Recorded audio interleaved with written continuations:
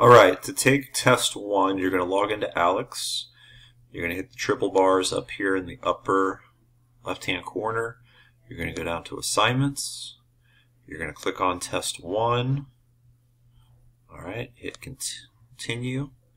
You're going to type in the password, which the password can be found in Canvas under Announcements. Hit Start.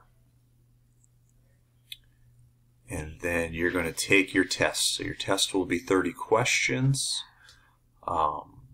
So do your best. If you don't know some of the answers, you can hit I don't know.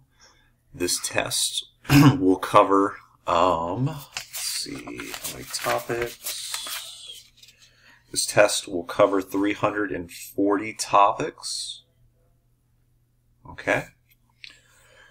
So if you have any questions about getting this set up, let me know. You have 2 hours to take the test.